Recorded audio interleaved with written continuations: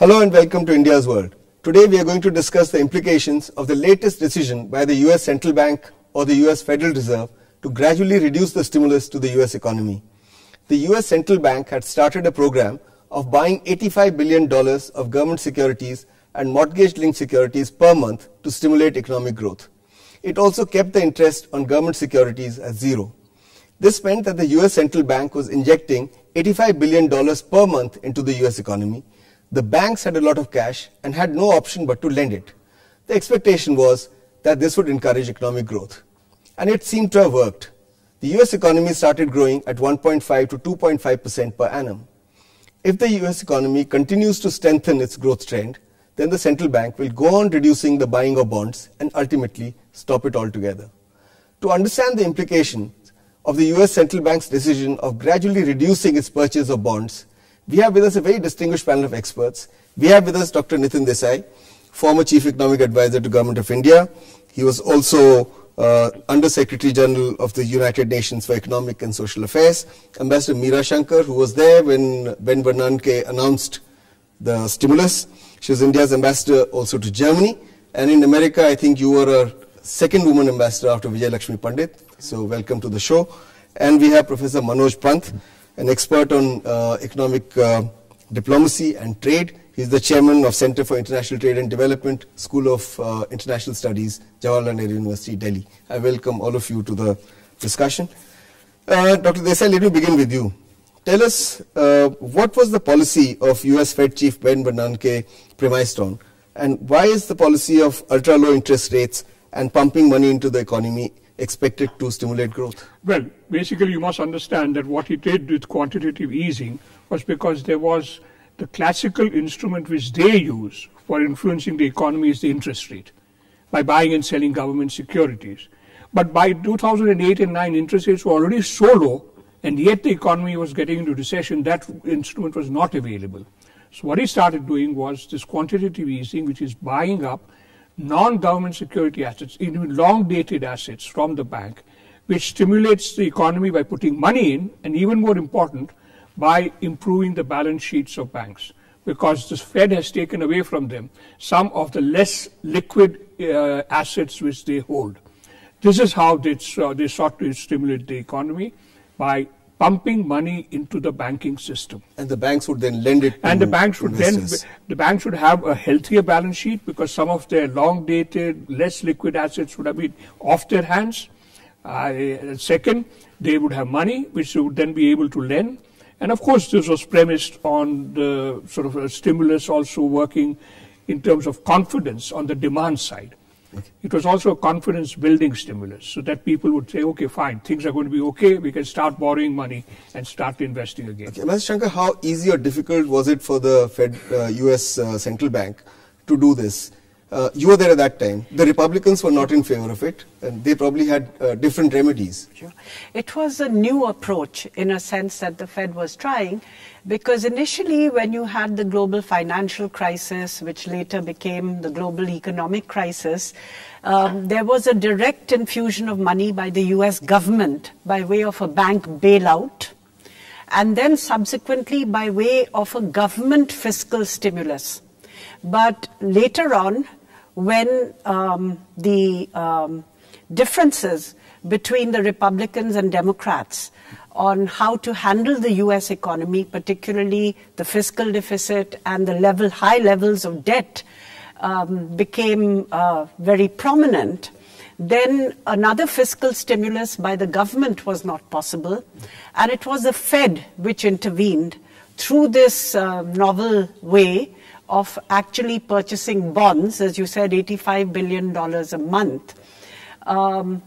Normally, the Fed has looked at either growth or inflation.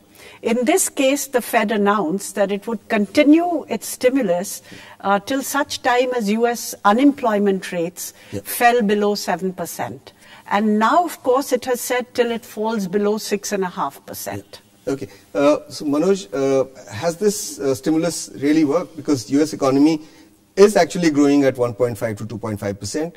And as Ambassador Meera Shankar pointed out, unemployment actually has come down. In 2012, it was 8.1%. It's come down to 7.3%.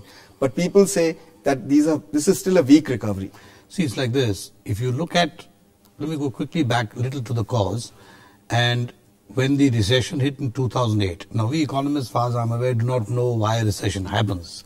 But we do know what are the classic symptoms of a classic recession, which is prices, interest rates, incomes all fall.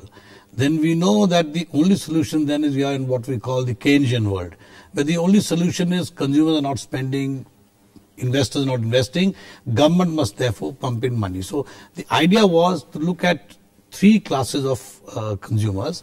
One was to look at those who had lost money in the real estate crash. That is, therefore the government said the banks could give easier mortgages.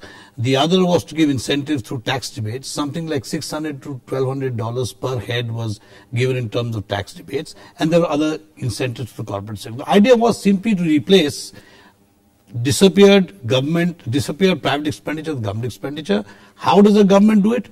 It so happens, in this case, it does it by putting money in the hands of people by selling bonds. That's really so it was a fairly classic prescription. Now, did it work? The very fact that the world did not go through the kind of situation we went in the 30s. After all, don't forget, this is the first recession, somewhat like the 30s. The very fact that we didn't go through that again, and the fact that the world was not hit by the, what we call the comparative devaluation in terms of 30s means certainly it was successful. Okay. Dr. Desai, but is the time has come? You think the time was right for tapering to reduce the stimulus? See, let me also here mention that there have been 3 rounds of quantitative easing. It is not as if it was continuous from 2008. No. Yeah, it sort of started, then they stopped, then they started again, and now this one is the third round of quantitative easing. So we have had periods in the past when they've eased off on their program. So it's not as if this will be the very first time that they are doing this. But only $20 billion have been pulled out up to now. Up to they announced a $10 billion reduction about a couple of weeks ago. Yeah. And but as Meera was saying, they have also explicitly said that they expect the very low interest rate regimes to prevail at least till mid-2015. Yeah. And that is, I think, very important, because this means that as far as investors and people borrowing for homes, business investing, people wanting to borrow for investment, know that at least for a year and a half, they can look forward to a low interest rate regime. All right. We need to take a break at this point. We'll be back again with this interesting discussion in a bit. Don't go away.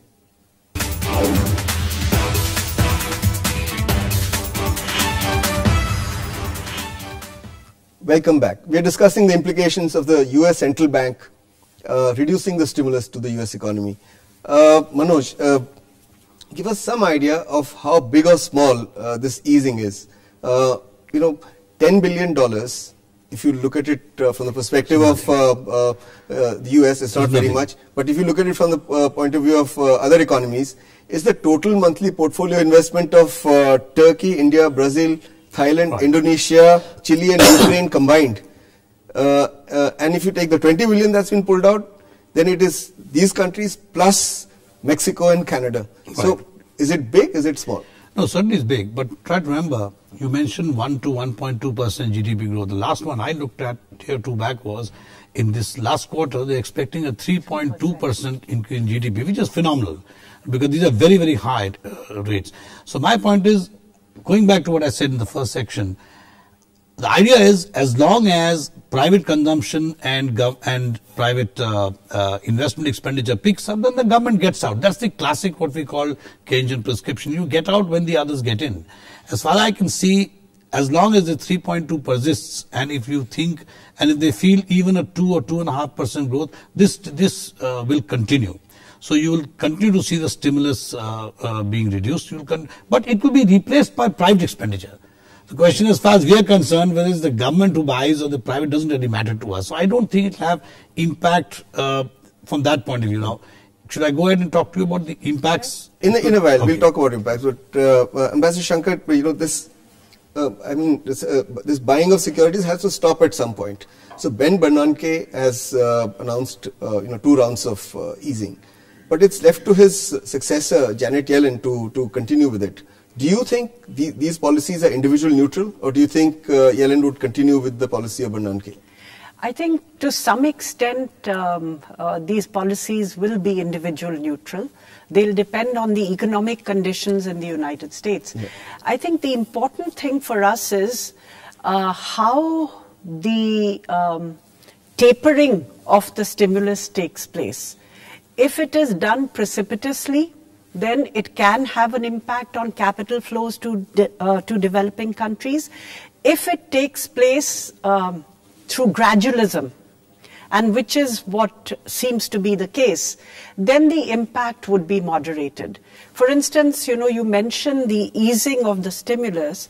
Well, it means that today it's not that the Fed is not buying bonds. They are still buying bonds, but they are buying $65 billion now instead of 85 earlier. Yeah.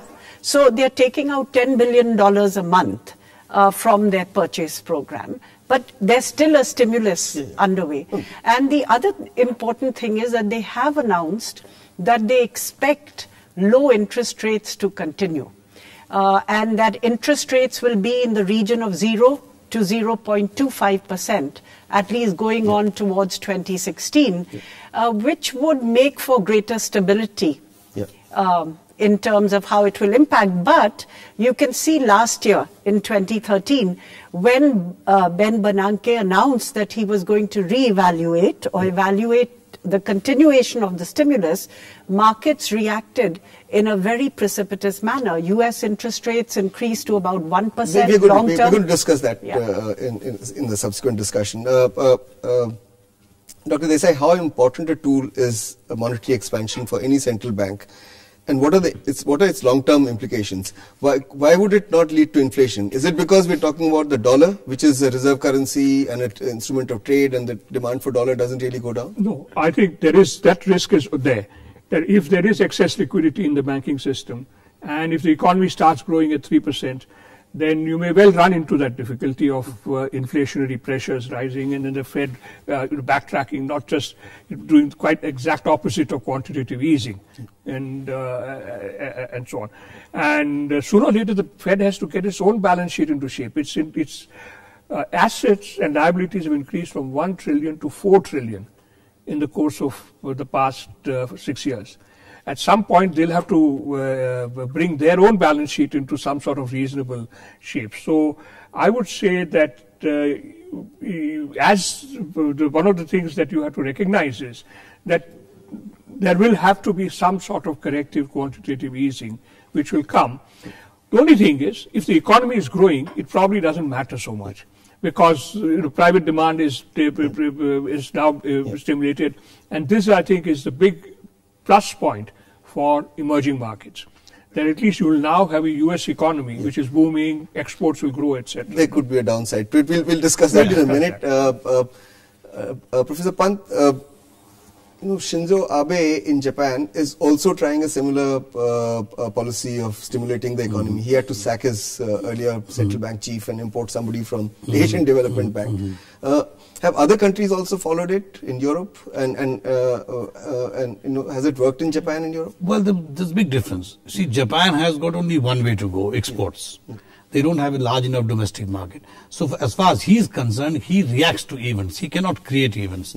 On the other hand, in the US, they are going to create events because they're looking at stimulating domestic demand. Frankly, they really don't care what happens to the rest of the world at the moment. Now, both EU and Europe and Japan, as you can see, react to a large extent to what's happening in the US, because that's where the demand is. I think they will follow.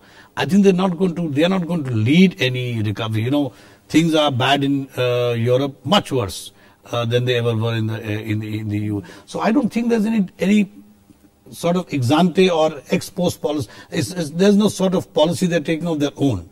I do think they will react to what the US does and what happens in the US. I think in Europe, the debate has been more tilting towards austerity. They're really, if you look at the ideological debate on how to handle the crisis, there are two views. One has been the US view, where you have a certain degree of fiscal stimulus to stimulate demand and put money into the market. In Europe, on the other hand, the emphasis has been on austerity and basically cutting back on excess expenditure. the US indeed has been urging the Europeans to do more to stimulate their economies. But I think this debate still remains open. The US economy has done well with the stimulus, though they have the long-term issue of coming to grips with their national debt and their fiscal deficit. UK did a little bit of this quantitative easing, and Eurozone, I understand. The European Central Bank is considering this now. But I want to just mention one historical fact, that the first instance of quantitative easing was in Japan in the beginning of the millennium, in fact, around 2001, when the Japanese Central Bank did do significant amount of quantitative easing. I don't think it made that huge a difference in Japan at that time. But this time, of course, in the US, it has made a big difference. Okay.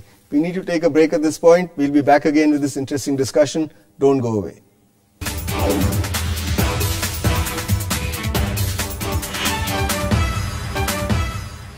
Welcome back. We are discussing the implications of the US Central Bank tapering the stimulus to the economy in that country. Meera, you wanted to say something before we went on the break? No, I was saying that some of the smaller European economies have kind of stabilized, like Ireland and Iceland, and even the UK is no longer in negative territory.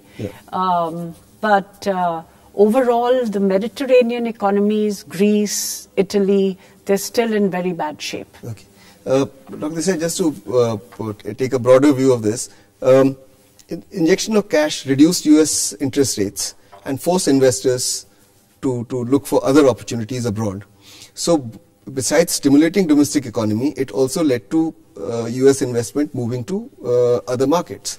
Now this investment, did it go into, was it productive investment or was it speculative investment which ended up creating stock market bubbles? One, as far as foreign direct investment is concerned, which is clearly non-speculative, long-term, that didn't show much fluctuation. In fact, the trends, if you look at 2004 onwards, there's no sharp increase or decrease in that, except of course in 2008-9. The bit which has been affected is the portfolio investments, which have been highly volatile. And now today we have something probably close to $200 billion in a portfolio investment here. And the second is NRI. In the past 11, 12 and 12, 13, $20 billion plus of NRI money came into India. And frankly, we have lived on this. We have lived on capital inflows, taken advantage of the low interest rate regime. And a third item, basically Indian companies took advantage of that on the buying spree that they went in for abroad. So I think we have been a great gainer from the quantitative easing, and probably this part will be the one which will impact us most. Meera, as the tapering increases, interest rates are likely to go up in the US. So is it possible that the investors will then start moving away from markets like India and go back and start investing in America? In fact, has it not started happening already? I think that last year when there was speculation on the quantitative easing, being withdrawn, that it happened, the market reacted very precipitously. And you saw the, devaluation in currencies, capital outflows from developing countries.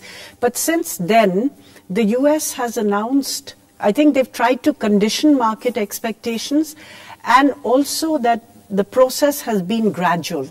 So, especially I think the announcement that they will have low interest rates till unemployment reaches 6.5%, and in view of the fact that their expectations on inflation are that even in the next 2 years it's going to be below 2% or maybe just marginally above it. So their expectations on inflation are that it will remain low, and they want to wait till unemployment comes down to 6.5%, which means that it will be gradual. And if interest rates remain low, then in that case you won't see this kind of precipitous outflow of capital.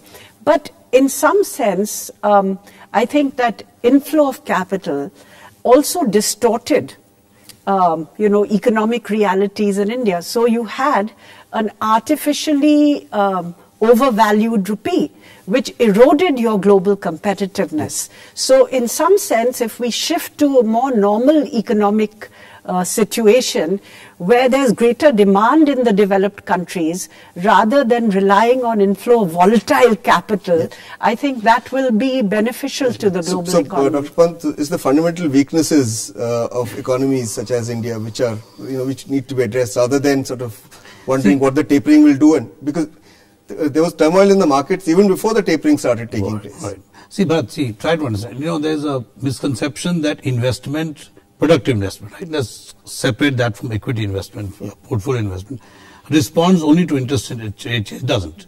It responds to income changes much more than it does to interest rate. Now look at the foolishness that the Indian government did. Till 2008, your bank rate was roughly around 6%. By 2011, it was up to about 10.5%. Now when the whole world is shrinking, the interest rates are declining and close to zero. If you jump your interest rates so high, then you're going to have the typical Ponzi scheme. We all know that banks were encouraging NRIs take money, invest in India. Not only American banks, Japanese banks, all. So this false feeling we got in 2012 that we did something great to get inflows of capital was a bad idea. If you look at the flows, till about 2008, your FII inflows, that's portfolio investment, equity flows, were around 1 billion, 1.2. Then they jumped to 5, 6, 7 billion. And I'm talking monthly. Now that's a danger signal. And that makes, so I actually have a slightly opposite view. I do believe that if the US economy picks up, irrespective of whether the interest rates go up very much or not, I do think we are going to have a lot of significant capital outflow. Wait till the NRI dates start getting in. So I think that is a very serious problem with that. And I think it's mainly because Indian monetary policy thinks that all that matters in the world is India. We have inflation, all we got to do is control inflation, forget the world. It doesn't work like that. Okay. I think essentially the point is that if you look at the emerging markets, how vulnerable are they?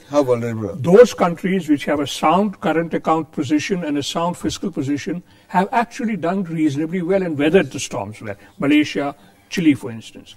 We have to get that right. We have to get our fiscal balance right. We have to get our current account balance right. We cannot keep relying on the easy money coming in from abroad because of the very special situations which prevail there. So I'd say that in some ways this is a healthy thing for India, that it will put us onto a much more sensible economic policy track. I can add one thing. In fact, I would say that we are slightly better off today than we were because our current account deficit had reached almost 4.5% of GDP, and today it's less than 3%. So on the current account deficit front, we have managed to make some improvement. Yeah. I think the other thing which cushions us to some extent is NRI remittances, because we get about $40 to $50 billion a year. Yeah. And these are mainly the poor people who work in the Gulf. These are not the rich NRIs investing, on capital speculation. These are people who are sending money back to their families. These two and our domestic market cushion us, or let's say moderate the impact to some extent. Manoj, last word to you, we're running out of time, but please also address the issue of structural reforms. Now that if investment can also go to the US market, does that underline the need for structural reforms in economies such as India? I think very quickly, the first danger signal which needs structural reforms is when your exchange rate is driven by movements of capital flow in the short-term market. That's a dangerous thing. Exchange rates should be determined by what's happening on your trade front. That's not happening. And the biggest structural adjustment I think we are going to face is this administered pricing of oil, etc. If you look at the Indian trade situation, if you remove all your oil imports and exports, we actually are pretty close to trade balance. So you're going to be forced to do that. This capital inflow made you think that you had some wealth which wasn't yours and which wasn't real. So I think that's where the biggest structural adjustment have to take. All right. Do you want to say something? No, nothing. I think only one little word of optimism is we are not too badly placed to cope with the capital outflow. Our reserves are fairly sound. And I think we have a very good central bank governor who knows how to play the confidence game in the market, which he did with great success in September. All right. We've run out of time. I'd like to thank all of you for analyzing this complex situation for our viewers. Thank you very much. That's all we have for you today.